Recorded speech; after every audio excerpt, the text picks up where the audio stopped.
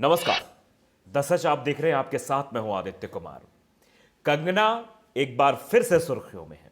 क्यों सुर्खियों में है ये हम आपको बताएंगे। उन्होंने अपने ज्ञान का इस्तेमाल फिर किया है, फिर से पिटारा खोला है आपके सामने और एक नया ज्ञान बघारा है। कुछ दिन पहले कंगना को आपने सुना था, कंगना कह रही थी कि असली आजादी 2014 में मिली है। इससे पहले यानी हम गुलाम थे। 1947 में तो भीख में आजादी मिली थी। उस बार तो कंगना ने भारत को बदनाम किया था, उन शहीदों का अपमान किया था, आजादी को लेकर मजाक किया था। इस बार कंगना ने बापू जी को लेकर एक बड़ा बयान दिया है और उस बयान के बाद सुर्खियों में भी है और कंगना की जगह जगह थू थू भी हो रही है। कंगना ने क्या बोला है वो पहले हम आपको बताएंगे, उसके बाद वो भी बताएंगे किस तरह से बड़े बड़े पत्रकार और बड़े बड़े लोग कंगना को निशाने पर ले रहे हैं और कंगना को सबक भी सिखा रहे हैं। तो पहले आप ये जानिए कि आखिरकार ये बड़की वाली इतिहासकार ने क्या कुछ लिखा है। सुनिए पहले। इन्होंने लिखा है कि झापड़ मारने वाले के सामने दूसरा गाल करने से आजादी नहीं मिलती। गांधी जी चाहते थे कि भगत सिंह को फांसी हो जाए। कंगना ने लोगों को सलाह दी है कि वो अपने हीरो समझदारी से चुने। उन्हें गांधी जी को सत्ता का भूखा और चालाक भी बताया। कितनी तुच्छ मानसिकता की बातें कंगना ने की हैं। घोर अपमान है ये, हमारे राष्ट्रपिता का अपमान है, क्योंकि उसको तो कुछ पता ही नहीं, आप भी ये जानते हैं।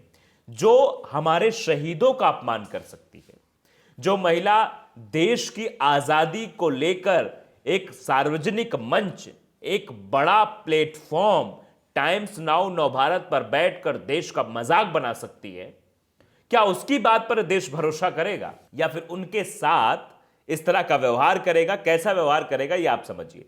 चलिए कुछ ट्वीट्स भी हमारे सामने, वो ट्वीट्स पढ़ के सुनाते हैं, फिर हम बात करेंगे कि ऐसे मानसिक रोगियों के साथ क्या करना चाहिए। साक्षी जोशी हैं, वो लिखती हैं कि मैं महात्मा गांधी के भारत से हूं। गोडसे वाले भारतीय मुझसे नफरत करें तो करें, मेरे लिए इससे अच्छा पुरस्कार कोई हो ही नहीं सकता। सीधे सीधे उन्होंने लिखा है। फिर उमा शंकर सिंह भी लिखते हैं कि एक फ्लॉप कलाकार ने सुर्खियों में आने के लिए फिर कुछ बकवास लिखा है। गुड़ी जनों से अनुरोध है कि उसके पागलपन के दौरे को तूल ना दें। आपकी आलोचना ही उसका ऑक्सीजन है। ट्वीट करना ही है तो अपने मकसद के मुद्दों पर करें, कठपुतली की बात से विचलित ना हो। सीधे सीधे उन्होंने कठपुतली कहा है। दरअसल समझने वाली बात है कि वो जब से उन्हें अवार्ड मिला है, दरअसल हमारे गांव में एक कहावत है कि आंधर पाइस पनही चले खुजार खुजार। मतलब ये कहावत ये है कि जब किसी अंधे को चप्पल मिल जाती है तो वो कहां कहां चलता है, वो सही रास्तों पर नहीं चलता, वो कांटों पे चलना शुरू कर देता है। वही हाल कुछ कंगना का है। कंगना को अवार्ड क्या मिला, अवार्ड के बाद वो ऐसा पगला गई हैं कि मानो मोदी भक्ति में कुछहू बोल जाएंगे। बस भारतीय जनता पार्टी और संघीय विचारधारा की बड़ाई करना हो तो कंगना कोई भी मौका नहीं छोड़ती हैं। हर एक मौके पर अपना ज्ञान बघारने लगती हैं। ज्ञान कौन सा? व्हाट्सएप यूनिवर्सिटी वाला।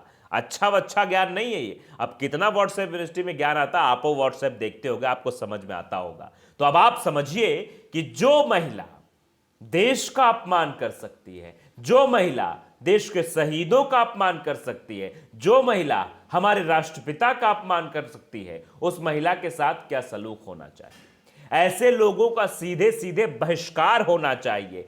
असल में प्रधानमंत्री नरेंद्र मोदी को त्वरित आदेश देते हुए ऐसी महिला को गिरफ्तार करवाना चाहिए। इनके ऊपर यूएपीए लगाना चाहिए। ये तो सीधे सीधे राजद्रोह का मुकदमा बनता है। जगह जगह इन पर एफआईआर होनी चाहिए। लेकिन समस्या यह है कि ऐसा कुछ हो नहीं रहा है, ना ही दिख रहा है।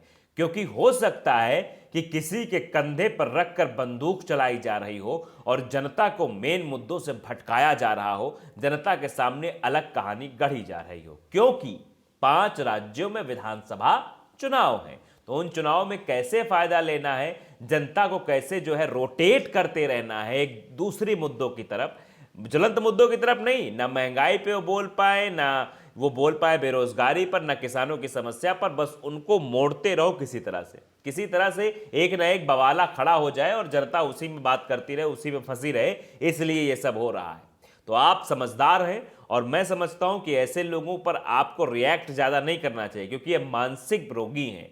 क्योंकि ऐसी बातें वही बोलेगा जो ये बोलेगा कि 2014 में देश आजाद हुआ, उसको मानसिक रोगी के अलावा आप कह ही क्या सकते हैं। तो ऐसे का इलाज जल्द से जल्द होना चाहिए। हम अपील करते हैं प्रधानमंत्री जी से कि जल्द से जल्द इनको किसी अच्छे अस्पताल में भर्ती कराया जाए, ताकि इनकी जो बुद्धि है वो आ सके, लौट सके, और फिर से ये एक्टिंग की तरफ ध्यान दे सके, ना कि व्हाट्सएप यूनिवर्सिटी की तरफ।